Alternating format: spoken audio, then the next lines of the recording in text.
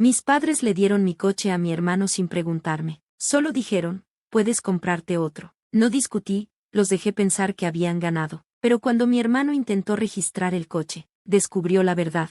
Siempre fui el tranquilo de la familia, el que trabajaba duro, seguía las reglas y ayudaba en casa. A los 16 conseguí mi primer trabajo volteando hamburguesas. Ahorré cada centavo. No fui a fiestas y no gasté en tonterías. Después de años de esfuerzo, compré mi primer coche, un Subaru Outback 2014. Era perfecto para la nieve y los caminos de montaña. Lo pagué completamente yo, y la factura estaba a mi nombre.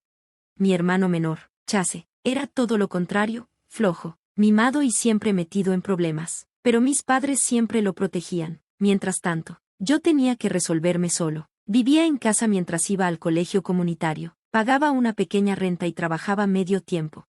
Un fin de semana, hice un viaje corto con mi novia. Cuando regresé, mi coche ya no estaba. Pensé que había perdido las llaves, pero mis padres me dijeron, se lo dimos a Chase, lo necesitaba para el trabajo. Nunca me preguntaron, nunca me llamaron, simplemente se lo llevaron. Cuando me molesté, mi papá dijo, ahora trabajas desde casa, puedes comprarte otro.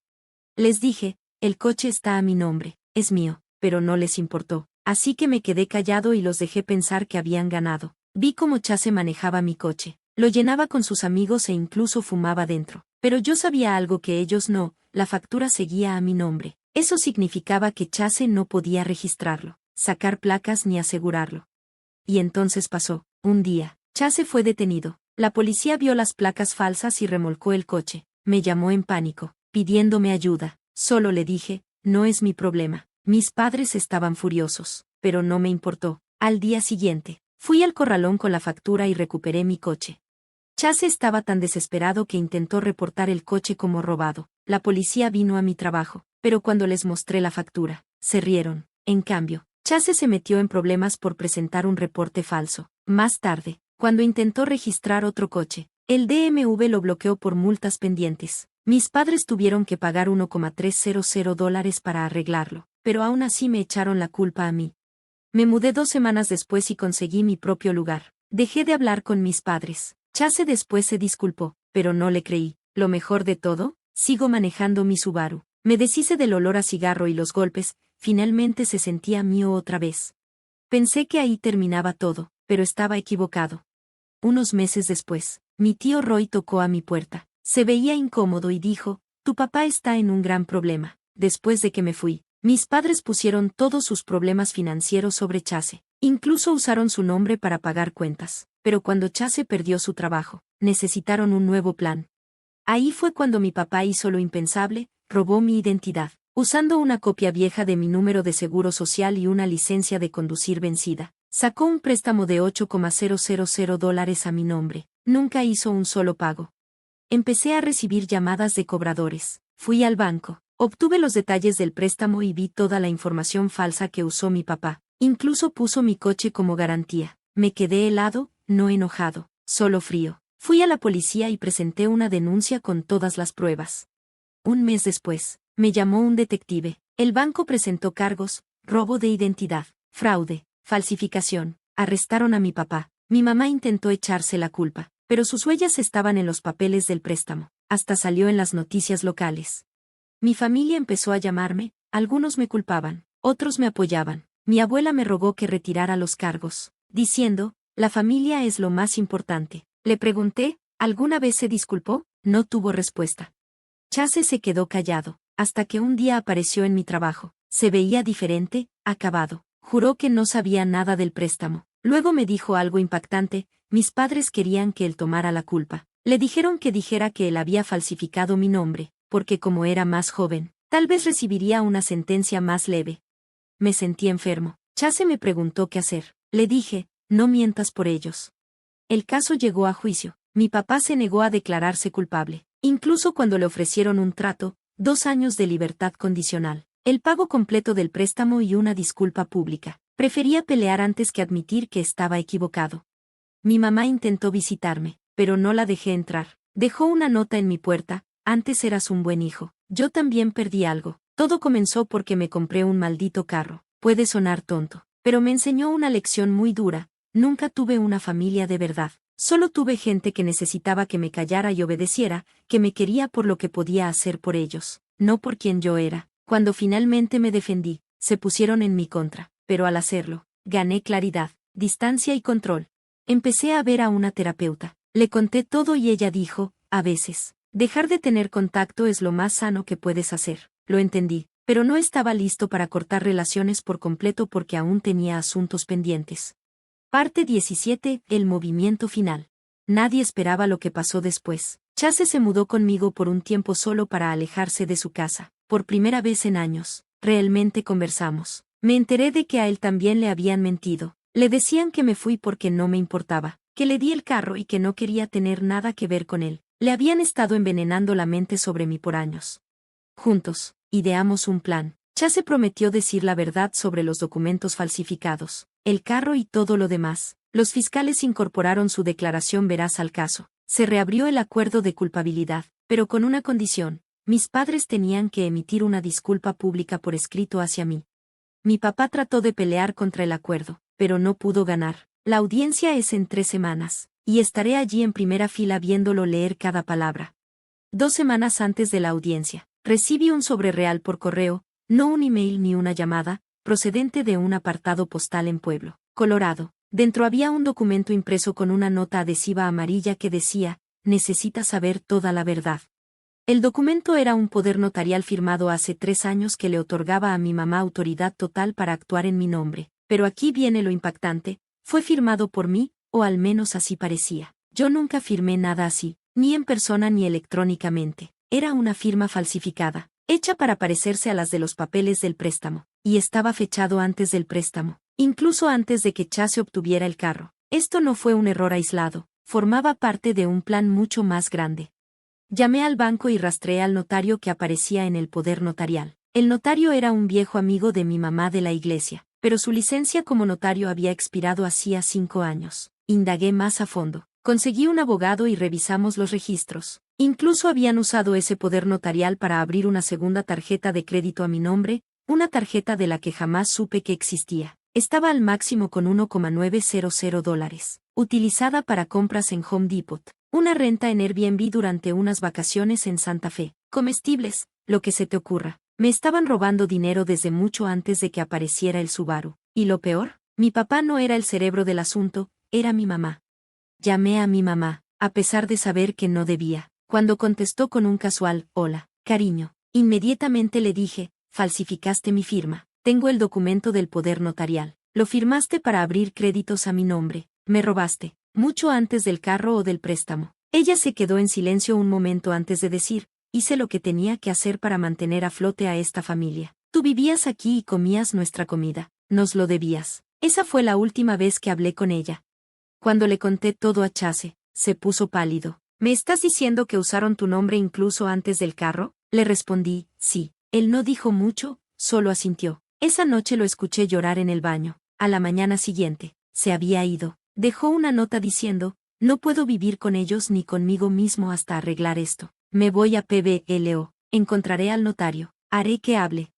3 días después, Chase me envió por correo electrónico una grabación de voz de 17 minutos. La calidad del sonido era deficiente, claramente grabada con un teléfono, pero capturó a mi mamá hablando con el notario. El notario dijo, no me siento cómoda metiéndome en esto otra vez. Mi mamá respondió, no hiciste nada malo. Él era nuestro hijo, nos lo debía. Solo le estábamos dando responsabilidad. Entonces el notario replicó, no, tú te estabas dando dinero a ti misma. Mi mamá añadió, no actúes como si no te hubieran pagado. Esa grabación fue suficiente. Se la envié a mi abogado, quien la remitió al fiscal. Los cargos contra mi mamá aumentaron, y el caso se reabrió. Ahora, ella enfrentaba cargos por conspiración, fraude, robo de identidad y por notar un documento falso.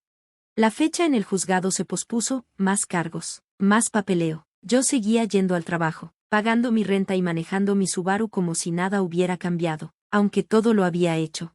El regreso de caras del pasado.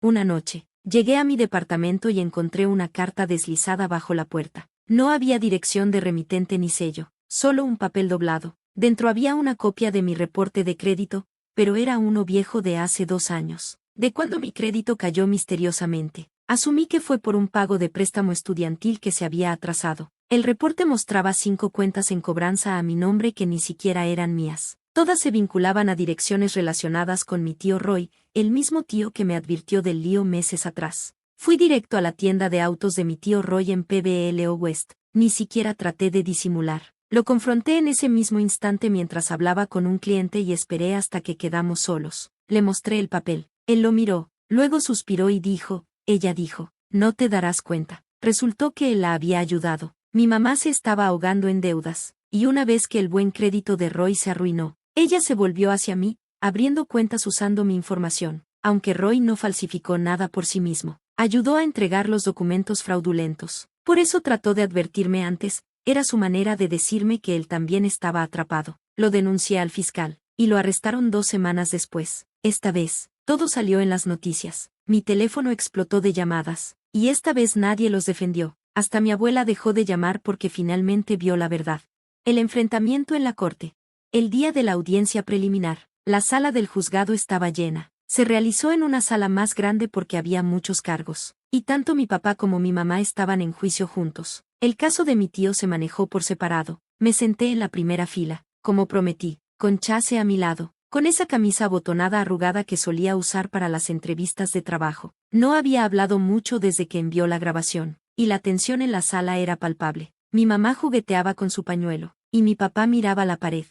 Cuando el juez entró, todos se pusieron de pie. Luego el fiscal comenzó, Su Señoría. El Estado demostrará que los acusados conspiraron para malversar la confianza y la identidad de su hijo mayor para beneficio personal y financiero, sin su consentimiento. Entonces se presentaron todas las pruebas, el poder notarial falso, la grabación de voz de Chase, las huellas en la solicitud del préstamo, los registros de IP, el testimonio del notario, las viejas cuentas de crédito, e incluso la confesión de Roy.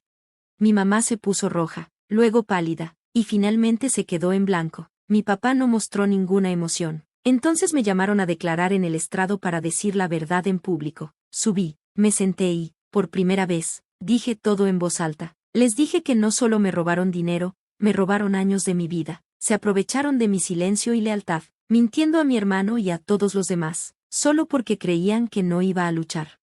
La sala se quedó completamente en silencio. Miré a mis padres, mi papá, que me enseñó a conducir, y mi mamá, que me empacaba el almuerzo cuando tenía 10 años, y dije, los amé a ambos, pero les importaba más lo que yo podía hacer por ustedes que quien soy de verdad. Me usaron para su beneficio. Los labios de mi mamá temblaron. Mi papá parpadeó una vez, y luego el juez pidió un receso. En el pasillo, todo explotó. Mi mamá se apresuró. Su voz pasó de un susurro a un grito, nos hiciste esto, nos humillaste. Chase se interpuso entre nosotros. Mamá, dijo. Entonces mi papá añadió fríamente, solo hicimos lo que teníamos que hacer. De otra manera, no nos hubieras ayudado. Esa fue la última gota. Ellos creían tener derecho a mi vida y mi trabajo. Miré a mi mamá por última vez, con el rostro en lágrimas, y le dije, no soy tu seguro, soy tu hijo. Las consecuencias. Mis padres aceptaron un acuerdo de culpabilidad, nada de cárcel, pero tuvieron que devolver todo el dinero, asistir a consejería financiera y realizar servicio comunitario. El tribunal les ordenó pagar más de $17,000 para mí. Puede que tome años, y quizás nunca vea ese dinero, pero era importante que admitieran sus errores ante todos. Chase se mudó a otro estado y consiguió un trabajo en Fort Collins en logística de almacén. Ahora hablamos una vez al mes, él está reconstruyendo su vida poco a poco. El tío Roy perdió su negocio. Su taller fue cerrado después de que se declaró culpable por ayudar en el fraude, y desde entonces no hemos vuelto a hablar. Mi abuela me envió una última tarjeta de cumpleaños con $20 y un dibujo que hice cuando tenía 7 años. Yo nunca respondí.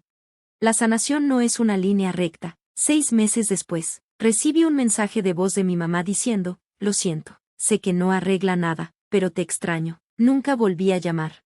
Algunos días me siento mal por eso, otros días no. La terapia me ayuda a seguir adelante. Aún voy a terapia, y sigo manejando mi Subaru, aunque ya tiene más de 210,000 millas y le cuesta arrancar en las mañanas frías. No me importa. Cada vez que me siento al volante, recuerdo el día en que me arrebataron mi vida, y cómo la recuperé, no solo el carro, sino mi vida. Puede que nunca confíe como antes, porque la traición de quienes te criaron deja cicatrices que nunca se curan del todo. Pero también aprendí que no debes ser leal a personas que te lastiman solo porque te dieron la vida. A veces el amor tiene límites, Y a veces alejarse no es traicionar, es sobrevivir. Gracias por ver. Si te gustó este video, no olvides darle like, comentar y suscribirte para más historias increíbles. Activa la campanita de notificaciones para no perderte ninguna actualización. Nos encanta leer tus comentarios. Así que comparte tus pensamientos abajo. Nos vemos la próxima vez. Cuídate.